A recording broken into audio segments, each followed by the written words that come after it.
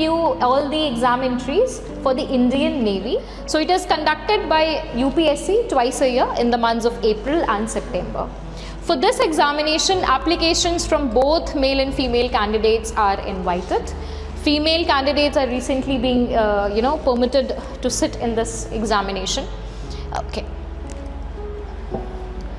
So moving on to the criteria of eligibility to go or to aspire for Indian Navy, to become an officer in Indian Navy through NDA, you have to be in mid of 15.5 years to 18.5 years to appear for the examination. 16.5 years to 19.5 years is just an age to appear for the training, to report yourself for the training at the academy. Okay, now looking on to the education qualification, 12th passed or appearing candidates from any board, that is CBSE, ISC, UP, are eligible to sit in this examination. Now, what subjects choices should be there if you are aiming for the Indian Navy? Then, for Indian Navy, again, physics, chemistry and mathematics, means PCM stream is mandatory for you guys to have in your class 12th or at 10+2 level. If you don't have 10 PCM stream, and if you are from bio, humanities, commerce, then you are not eligible to sit in this examination. Okay, students, moving on to the second and the very important selection procedure, which most of you people search and wanna know about it. So this is, again, I'll give you a little bit information all about the selection procedure of National Defence Academy, basically divided into 4 stages. The written examination will be the first stage, second is your interview, and the third is your medical, fourth All India merit list. But basically these two are the most important tiers involving selection procedure of National Defence Academy in Indian Navy. Alright, moving on to the written examination. Your written examination are divided into 2 question papers. The very first is your paper 1, consists of mathematics, and paper 2 is your general ability test, popularly known as GAT. Alright, so moving on to the mathematics paper, the duration will be of 2.5 hours, 120 questions will be there total, means 120 questions are supposed to be done in 2.5 hours with 300 marks containing 2.5 marks per question, and 1/3 goes for the negative marking, that is 0.83. Now moving on to the general ability, that is your paper 2 held in the second meeting of your day of the examination. Duration same as mathematics students. 2.5 hours will be allotted, 150 questions, again 2 segments, 50 questions for English and rest 100 questions will be for GK. Alright, 600 marks, having 200 for English and 400 for GK, means 600 total marks. Marks per question in this paper will be of 4, and going again for the negative marking as per 1/3 is 1.33 marks will be deducted for attempting a wrong answer. Alright. If you remember, I already told you Services Selection Board interview, known as SSB interview in short, is nothing but just a test of your personality.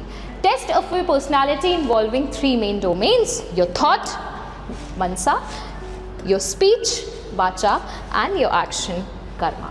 Alright, these 3 domains will be testing for 5 continuous days at the respective SSB boards wherever you will be called, and then you have to go through all these tests, which starts with screening test on day 1, followed by psychology test on day 2, group testings on day 3 and 4, and then conference.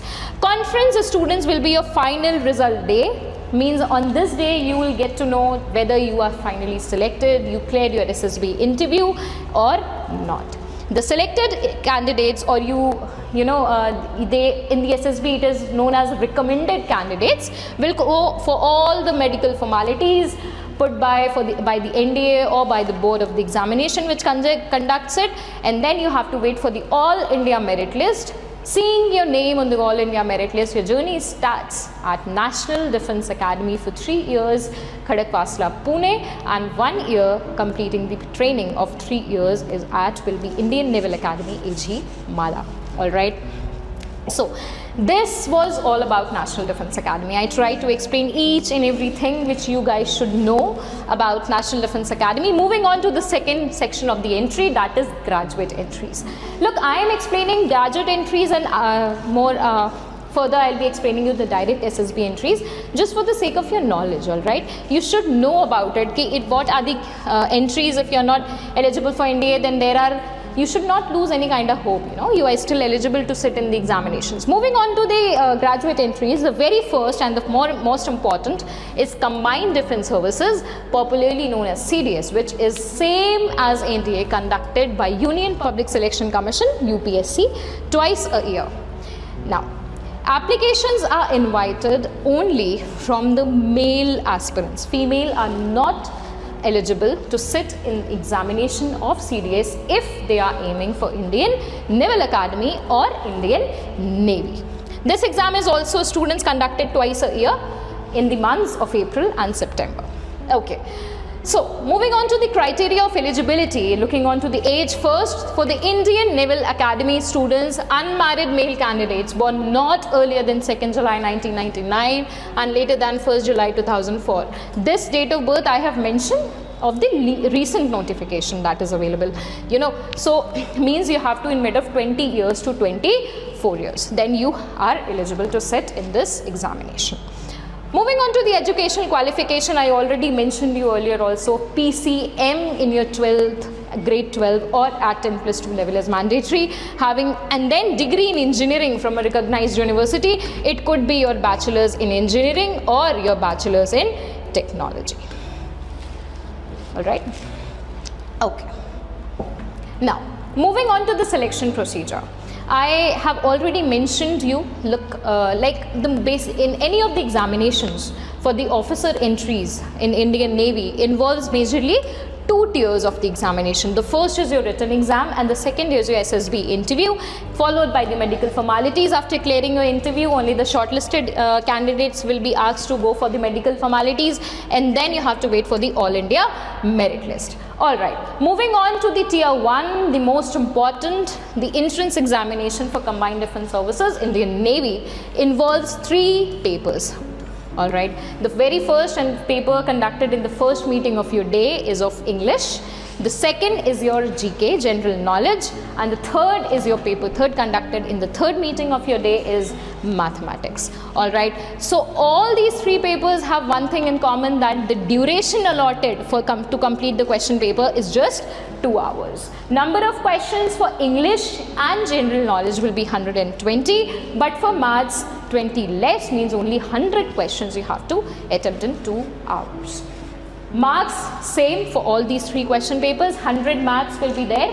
Marks per question for English will be 0.83, general knowledge 0.83 again, but for maths number per marks question allotted to is 1 marks. Alright, negative marking will go as per the 1/3 deductions. Again, SSB interview. The shortlisted candidates means all those candidates will clear the cutoff for the CDS examination have to appear for the SSB interview, a 5-day continuous personality testings which goes for the testings of your thought, speech and action.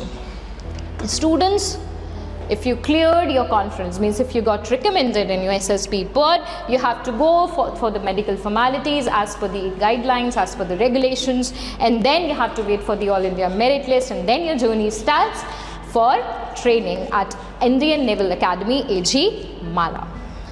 So this were the undergraduate and graduate entries. What I have told you earlier is all about National Defence Academy, Combined Defence Services and Air Force Common Admission Test. Moving on to the very 3rd entry, that is your direct SSB entries. I'll again taking you to the 2 most important entries into the Indian Navy. The very first is your SSC technical branch. For this, it is a short service commission into the technical branch of Indian Navy. Applications are invited from both male and female candidates. Now let's see what is it all about. This is the direct entry in which the candidate will be shortlisted on the basis of the BTech or Bachelor's in Engineering percentages in the respective trades. percentage or the criteria, the cutoff decided every year it is different. It's not fixed that this percentage, if you attain 80%, if you attain 60%, if you attain 70%, then you are eligible.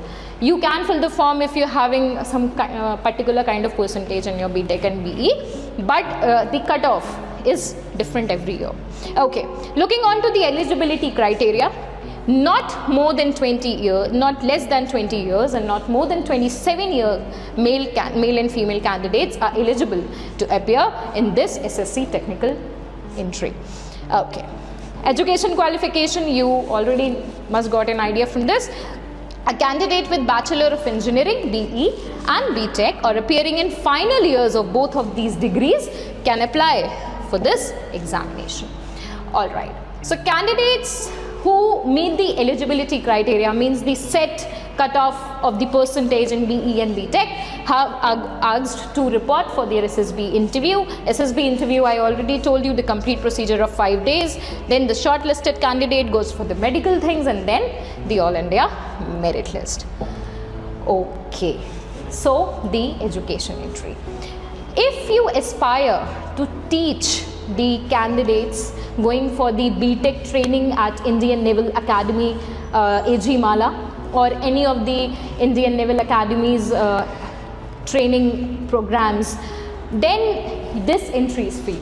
Alright, you get to teach technical subjects, you get to teach the core subjects, you get to teach the wing related subjects, means the naval subjects, anything in this to this entries. Navy education entry invites application from both male and female aspirants or candidates who are not less than 21 years and not more than 25 years of age.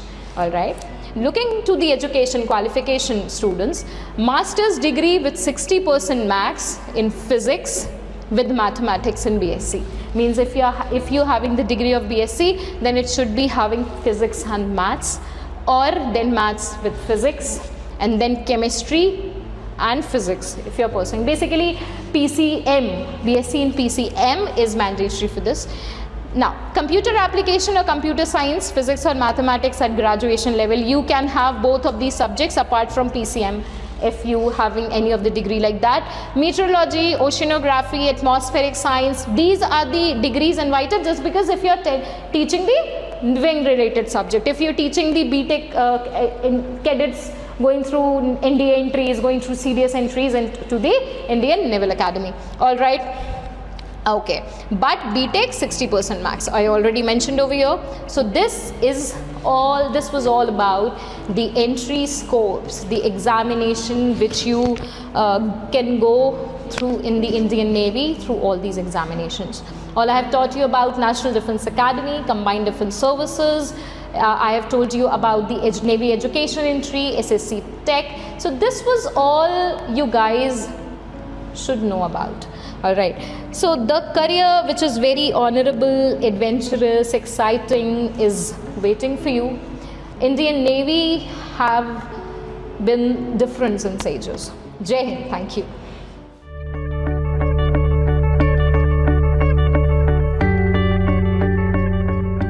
Greetings everyone, welcome to season 2 of Martiniere Careers, where we will be interviewing an eminent personality in the field of Navy. And with us today, we have Commodore Shrikant Kesnur, Vishisht Seva Medal, an alumnus of the prestigious National Defence Academy, who was commissioned in the Indian Navy in July 1986. In his 36 years career, he has had extensive experience in maritime operations, training, leadership, diplomacy, administration, mentoring, and communication. He has been the captain of 2 frontline ships, an anti-marine frigate INS Vindhyagiri, and India's only landing platform dog INS Jalashwa. And in addition, his tours of duty have witnessed several important assignments, prestigious courses, and interesting tenures at sea and ashore. His other tenures include being the defense advisor at the High Commission of India, based in Nairobi, Kenya, from October 2008 to March 2012, with Kenya, Tanzania, Seychelles, Eritrea, and Somalia as his area of responsibility, as well as being the faculty dean of studies at different times at the National Defence Academy, Pune, at Defence Services Staff College, Wellington, and at Naval War College, Goa. He has a PhD from Mumbai University, apart from 5 postgraduate degrees in science and social sciences. He has been lead writer and chief editor of 11 books, monographs, and many journals for the Indian Navy. He has been involved in several academic, creative, and corporate outreach endeavors of the Navy. Prior to his retirement on 30th June 2022, he was the Director of Maritime Warfare Center, Mumbai, and in addition, also the officer in charge of the Naval History Project. He was conferred the Vishisht Seva Medal in Presidential Awards in 21. Thank you very much. My pleasure entirely. Thanks to La Martiniere, and pleasure to meet you both, Ayan and Ruman, and wonderful to meet the rest of your friends through both of you. Thank you so much, sir. Thank you so much, sir. So the first question that we'd like to ask you is that what is the nature of the work in the Indian Navy like, and what does a day in the life of a naval officer look like?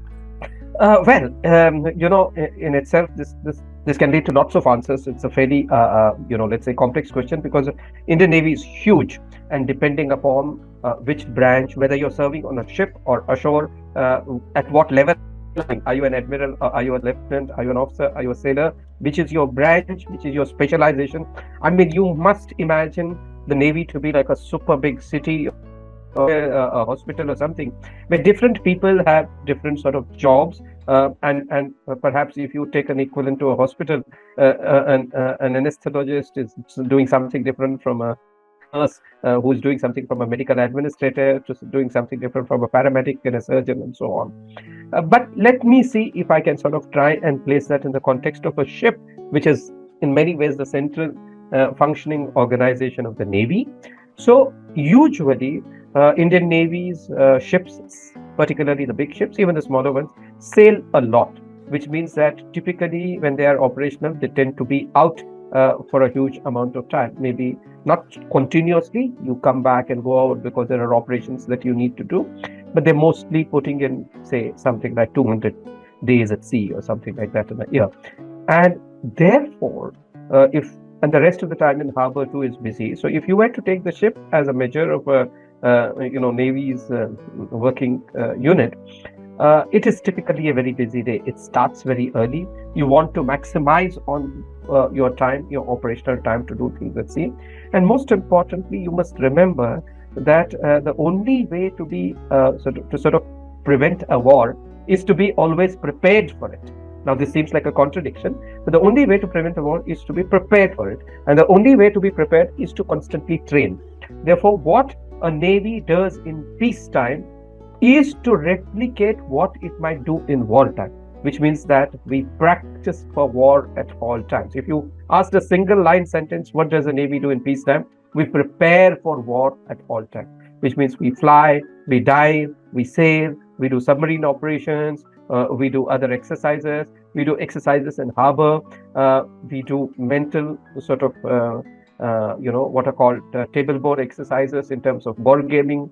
And then, of course, you have a lot of courses and training to keep people understand their profession. We have a huge training command in Kochi, and lots of colleges and schools which are institutions for specialized training. People go there for courses of various durations so that they can learn to be better professionals. There are people in Delhi and headquarters and elsewhere who work behind the desk to make sure that people on the field get the necessary ammunition, get the necessary support. There are dockyard technicians who keep ships and systems buzzing and going. But at the end of the day, the one sentence answer, what does the Navy do in peacetime? It prepares for war in every respect, and every human being in the Navy is focused on winning the next war. And that is why all preparations are geared towards that. And therefore, everything that you do in a day, it begins small. Exercises, planning, preparation, all of that involves essentially, that aspect of being forever ready. All right, sir. Thank you so much for that answer. And